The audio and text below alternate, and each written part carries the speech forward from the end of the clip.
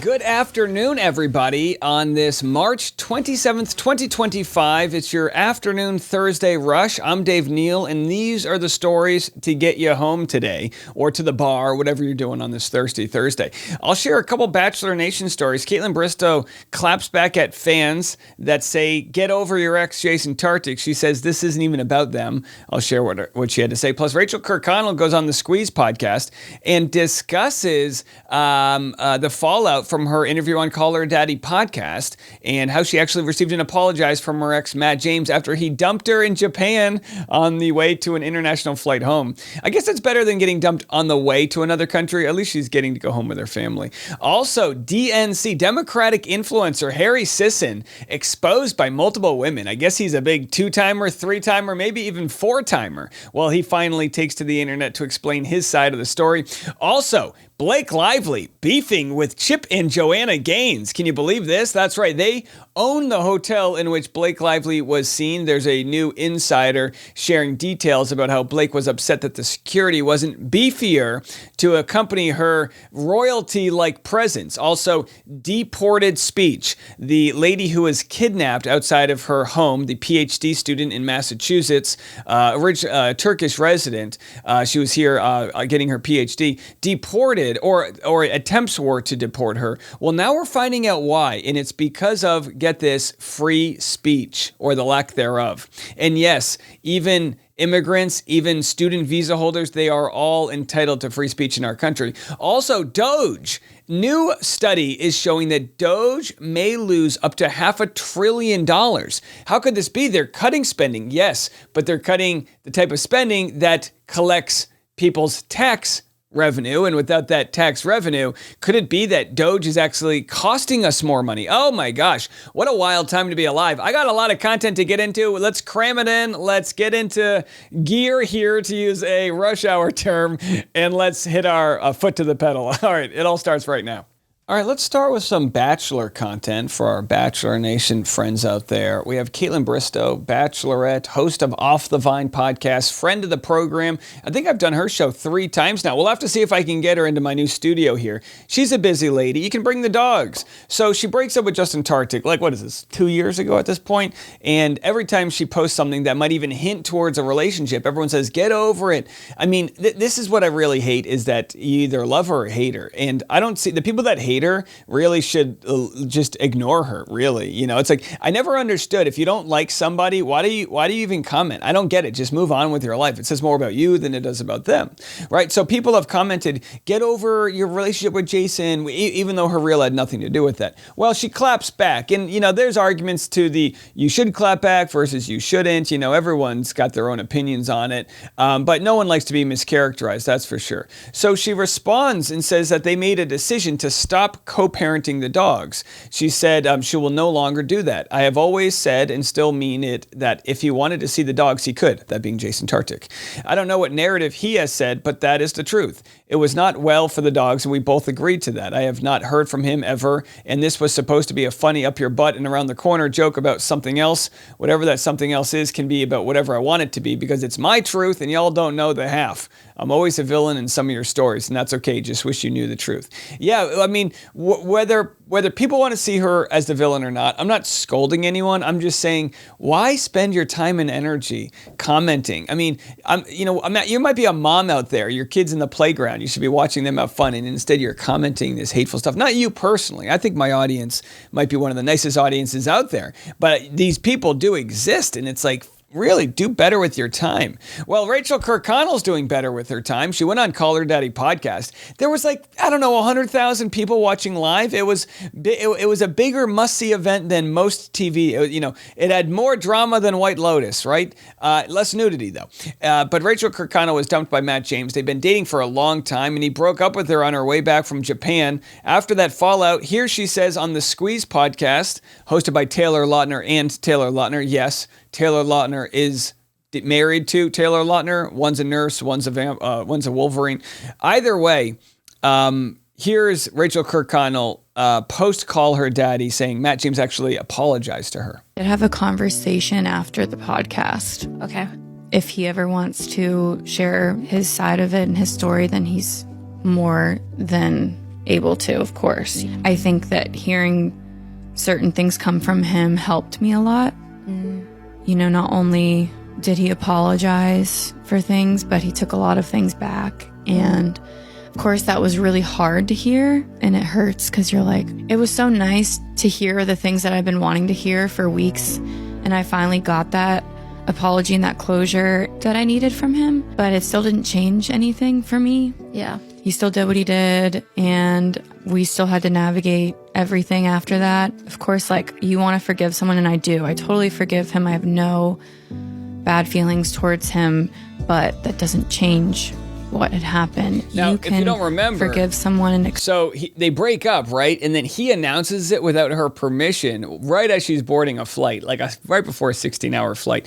And I don't even think she was sitting first class. That's what makes it the hardest. Imagine getting that bad news in economy. Come on, folks. If you're in first class, you could take a nice moist towelette to the face and figure it out. You know, get some of them warm cookies they serve you on Delta. But in this case, yeah, I mean, people championed her. Now she's in with the Call Her Daddy gang. She's hanging out with other alumni. Tyler Cameron, who is Matt James' good friend. So Tyler Cameron also is taken, so I don't think there'll be any canoodling there. But boy, wouldn't that be a blow to Matt James's ego. So either way, very interesting stuff. And from one dramatic storyline to another, listen, this is pop culture and politics merging perfectly. Harry Sisson is a guy who's, you know, he's a Democratic influencer, and he was exposed for juggling many different ladies. Now, I'm going to give you the argument for and against him, but the title here, Democrat influencer Harry Sisson under attack for manipulating women to share explicit videos. Who is he? And when you say manipulating women to share explicit videos, I don't understand if someone sends you a nude photo, how that's your problem. It's not like he's married. It's not like he's a casting director. Did he have a position of power that led to these other women consensually sending him those things? You could argue his position of power is that he's got a pretty popular following. But what, are you going to get mad at the jock for getting a hand job under the bleachers because he's the high school quarterback or whatever? You know what I mean? Like, I don't quite understand this story yet. But there were accusations surfaced online about Sisson persuading a dozen women to send explicit photos via Snapchat, despite claiming to respect them for more than their bodies. This revelation has sparked outrage, particularly given Sisson's public advocacy for women's rights. Again, the whole idea about women's rights is that women can do what they want with their body, right? So I'm just assuming, I'm not sticking up for him, but I don't have any information of him sharing those photos or videos. That would be like called revenge porn. That would be illegal. So he's not sharing them publicly. He was just exposed by them for not being, for being in open relationships. So, born in 2002, does that make you guys feel old or what? I got underwear older than that. He's a 23-year-old TikTok influencer who started posting on social media. He's got 1.8 million followers. He's popular. He's a student at NYU and a rising political commentator. So again, he's made all of these accusations of him basically being a player, right? And I say that because if we are going to call balls and strikes, which apparently is our new, our new catchphrase here, did he do anything wrong, or is he just hypocritical because he's not, I don't know, giving each one of them his pin? I honestly don't understand. Let's listen to what he has to say about this entire controversy that has exploded in the past week. First and foremost, I want to start by saying I fucked up. I should have told the people I was talking to that there were other people, and of course, I regret that decision. You're 23. A lot, and I'm learning and going to be better in the future. And by the way, sure, that's shitty. I'm not saying it's not for people to be two-timed and not and all of that.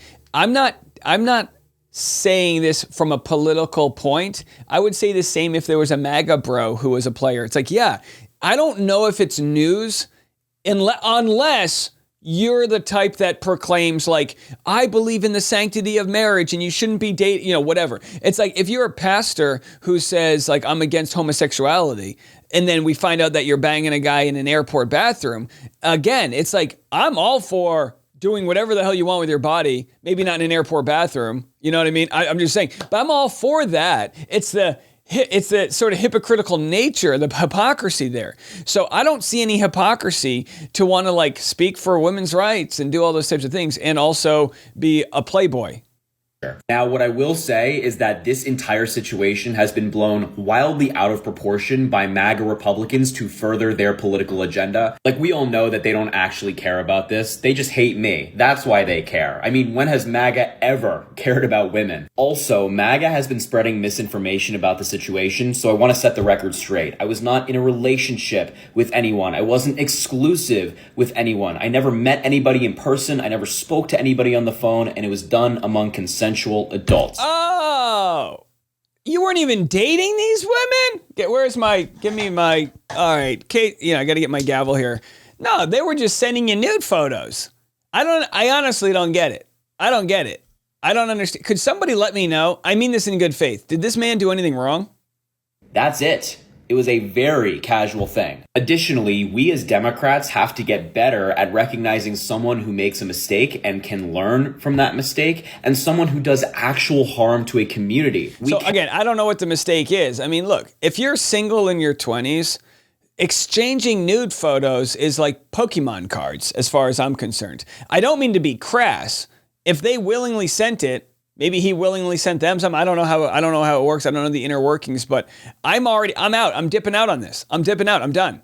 If there's any retort to this, if he's lying about anything he's saying now, those women that exposed him will provide receipts. I'm sure, even though Snapchat is an app where things get deleted, I'm sure there'll be screen grabs. Was there any journalist who was accidentally invited into these Snapchat, forums? I don't know. Very bizarre stuff. Very bizarre. Boy, we got so much to get into and we're just flying by. I'm going to have to push some of this content back till tomorrow. In other news, before we move on, Trump announces 25% tariff on all cars not made in the United States. All right. Well, looks like that used Toyota is going to be selling pretty. Does it count for used cars, actually? Well, if it counts for used cars, we might have a problem. Either way, I don't know. This is a wild time. 25% tariff on cars. Who can afford a car in the first place? Now, I understand these tariffs are so that they can entice manufacturers to come back into the United States. I understand that. The damage, though, is going to be done to the people that pay the tariffs, which are the buyers, the consumers, Americans. All right. Well, look, let's do this. Coming up next, let's dive right into this Blake Lively stuff. It is a doozy of a story. I mean, it really just isn't ending. They say it ends with us. It doesn't end, as far as I'm concerned. There's no light at the end of the tunnel for Blake Lively. That story next. All right, Blake Lively in the news. Did you hear about this? Yeah, that's right. Blake Lively in another bust up with actress locked in feud with Joanna Gaines over security fiasco at Texas hotel.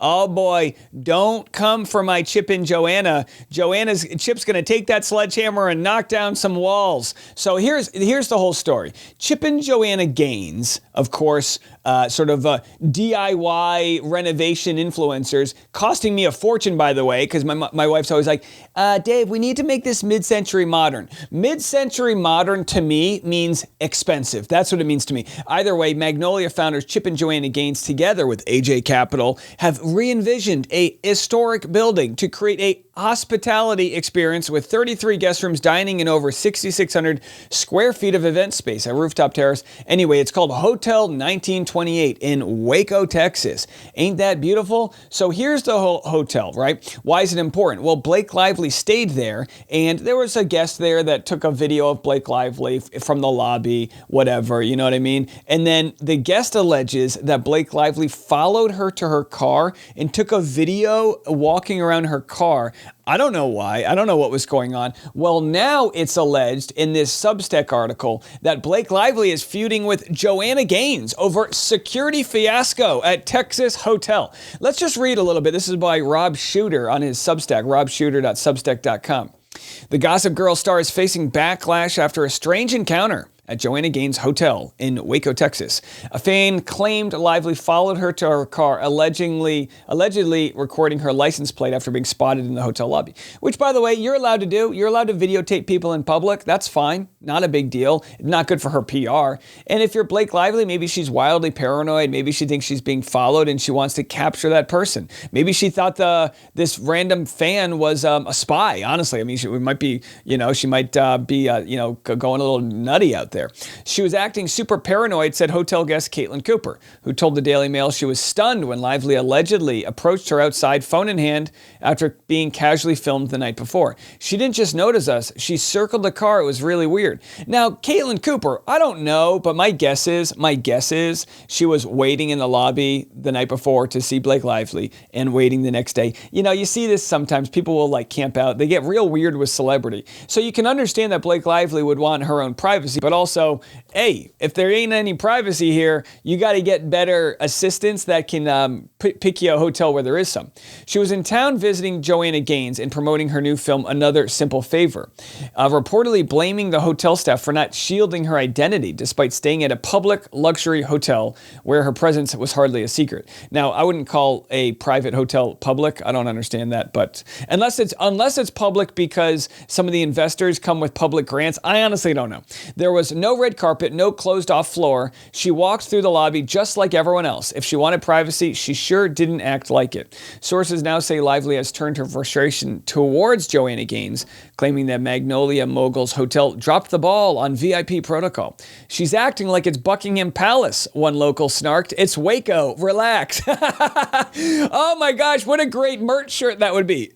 Come to Waco, it's Waco, relax. Because that could be two different ways of saying it. It's Waco, relax. Like, come out here and relax versus chill out, it's Waco. Lively's reps have not commented, but those close to the hotel are calling the actress's behavior dramatic and completely over the top. Now, if someone was a dissenter from the 1928 hotel, they could probably leak some of this security footage. Folks, I won't share your identity if you want to share me that footage. I keep my sources quiet. She made a scene. I'll text you on Signal. She made a scene when she was the one being loud and drawing attention. She's not as low-key as she wants people to think. While Lively is known for fiercely guarding her private life, critics say this time she crossed the line. It's ironic. Isn't it ironic? Don't you think? She hates being filmed, but had no problem allegedly filming someone else when she didn't like it. That's not privacy, that's control. All right, interesting. Interesting stuff. A lot of tea coming out today in the Lively world. So let me know what you guys think about that. Leave a comment. Now, we've got two more pretty wild stories. The first is one I covered in the beginning. The IRS is predicting a DOGE, Department of Government Efficiency, will lose $500 billion for the U.S. I'm just going to read this because it's one paragraph. The Post reports today that this is from a few days ago, that the IRS's internal projections estimate that the DOGE-driven disruptions to the IRS since the inauguration are on track to have reduced tax receipts by more than $500 billion by April 15th. This, to be clear, is not a final tally. It's not April 15th yet. It's a projection based on historical data. The number of people who filed, paid, owed amounts of tax, etc. It's worth taking a moment to put this number into some context in case $500 billion doesn't do it for you. Non-defense discretionary spending is the cost to fund the United States government once you take out mandatory spending, most Social Security, Medicare, and Medicaid, and the cost of the U.S. military. For 2023, that number was $917 billion. So that's most of the stuff we think of as the government, apart from those payment programs and the military. In other words, in about 8 weeks, DOGE managed to lose the U.S. government more or less light on fire, more than half of what goes to all non-defense discretionary spending. Hey, it's the IRS. Relax. Now, again, Biden's administration spent a lot of money beefing up the IRS. And I was worried like everyone else. Nobody wants to get audited, but we do want people to pay their fair share. And the problem is, it's actually less of a crime to not file your taxes than it is to file them wrong. Okay? And because of that, a lot of rich people just don't pay their taxes. Did you guys know that? They just don't pay. So if the tax rate for someone who makes $1 million, I'm going to guess, is like 37% or whatever, a lot of people won't even pay that amount. They'll pay, 10%, or they'll write it all off and say that something, depreciated and therefore they don't owe taxes. And there's a lot of ways to get around it. The richer people are, the more they can hire the right accountants to either get around and dodge the taxes, DOGE to dodge the taxes, when I think we all just want people to pay their fair share, right? Pay your fair share. I pay my fair. Look, you can buy a camera for the business and write it off. There's ways to do honest writing off. I just flew to Los Angeles to go do Juicy Scoop podcast text. And I was able to write that flight off and the hotel off and the meals. And those are all tax write-offs, right? I'm not an accountant. Don't hold me to it. But my point is that if you're stripping the IRS down to save a buck, you are essentially stripping down the ability to enforce the law that actually takes the money for everybody. And maybe they like this because this means the rich aren't going to pay their fair share. But what's this going to do to the debt, right? Isn't that a problem we've all run on, this big debt issue? Anyway, that's where that stands. We'll have to see what happens there. Just another reminder to do your taxes. And coming up next, I'm going to share updates, as scary as they are, about the student in Massachusetts who was kidnapped. Turns out a judge is saying, do not let her out of the state, even though they already did. I'll have that story next. This story should make your blood boil, and if it doesn't, I'm going to try to explain it for you guys in a way that's very palatable. ICE, which is Immigration and Customs Enforcement, is an organization that is rounding up people, not necessarily illegal immigrants, right? That's kind of what the intention was. If you're an illegal, if you're not here and you violated your visa, or you get pulled over and you don't have the proof that you're a citizen or whatever, ICE is sending people to detention facilities where you're allowed an immigration judge, to defend if you actually feel like it's been mistaken or whatnot. The rules are the rules. I understand that. But the rules are being changed and they're being broken. This Turkish student, as we covered this morning, at Tufts University, which is a very prestigious school outside of Boston. I think they've got a good dental program. They've got a lot of good programs. It's a beautiful college campus outside of Boston. Well, this Turkish student is the latest Palestinian supporter who is swept up in the U.S. crackdown. So ICE says, hey, calm down. They've got these women here.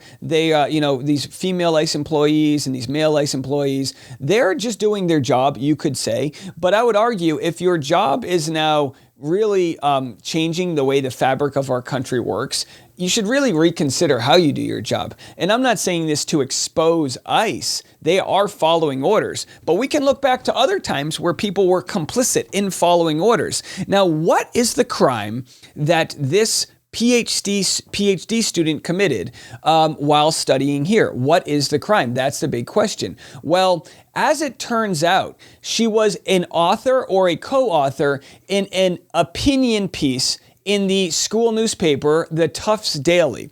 Basically, they believe, and you can agree with this or disagree with this, but this is a First Amendment right to have this argument. They believe, the writers of this article, that there is a genocide happening in Palestine, or at least there is it is heading in the direction of a genocide.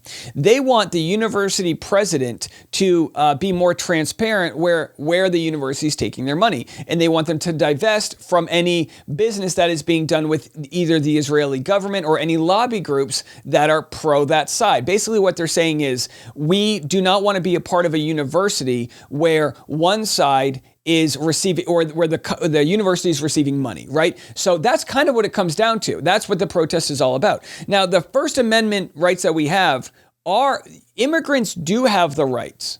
And by the way, this is someone with a visa. They do have the right to state their opinion. That's not what the government is arguing. The government is arguing that she's pro-Hamas, which is a terror group. I want to be the first, and I guess I have to do this every single time I comment on it, to disavow terror groups. Hamas is the organization that is responsible for the tragedy that took place several years ago on October 7th, where I think something like 1,300 lives were lost. Just a brutal situation. Absolutely horrible. Palestinians are not essentially or all members of Hamas. They are under the Hamas rule, and they, of course, have been on the receiving end of the retaliatory strikes by the Israeli government. There are plenty of people, both all over the world, that want this war to end, that want peace, that also understand that Hamas, they are bad people. So I want to make that very, very clear, because what the U.S. government is doing is basically saying, if you are pro-Palestine, if you are pro not having innocent children and women and people murdered and bombed and lit on fire and all these things, if you are pro wanting peace, you are Hamas. That's what they are arguing. So it's my belief that people like her should receive a very fair, quick, and swift trial to decide if she's pro-Hamas or not. If there is no evidence to show that she is pro-Hamas, she should go back to school, getting her PhD, and maybe she'll stay in this country as a highly educated PhD student. Maybe she'll end up, being a thriving member of the United States economy. I really don't know. But here she is, like I said, a doctoral student at Tufts, moved out of Massachusetts and was sent to a detention center in Louisiana, even though a judge ordered her to be kept in the state. Her lawyers said that she was detained Tuesday shortly after she left her home in Somerville and was moved to this Immigration and Customs Enforcement Center in Louisiana. They say they made her lawyers aware that she was being moved. A senior Department of Homeland Security spokesperson said federal authorities detained Ozturk, her name, and revoked her visa after an investigation found she had engaged in activities in support of Hamas, a foreign terrorist organization that relishes the killing of Americans. Again, no one is saying if you are super pro-Hamas, you should have all the rights to stay here. No one's saying that. If you're a visa holder or even a green card holder, as we're seeing, you can still have your rights revoked if you are encouraging an organization that is a known terror group.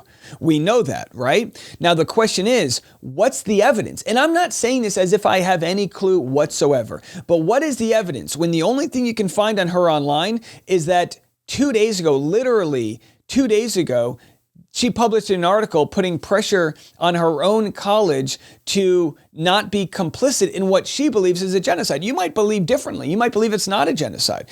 But for her to have those beliefs and then be equated to the pro-terrorist group, there is literally no way to combat that other than going through the court system and letting an impartial judge decide, is this evidence or not? That's what I've been arguing, because I'm all for saying, look, if right now you're saying if you're pro-Palestine, you're pro-Hamas, then what's next? Am I going to be accused of the same things? What comes after that if we're going to make these giant accusations about people without any evidence being shown in court? So she hopefully will get a trial where she can defend herself. Now, why is this important to me? Because I've been the target of some random people online for willfully mischaracterizing me. Look at this 1-star review. I shared it this morning, and I'm just sharing it, not so people have pity on me, but just to see how people will invoke this sort of a conflation to control. This guy, speaking of me, on the side, this guy is on the side of a guy who loves Hamas, calling it like it is. How's that for free speech, Dave? Get educated before you pick a side politically.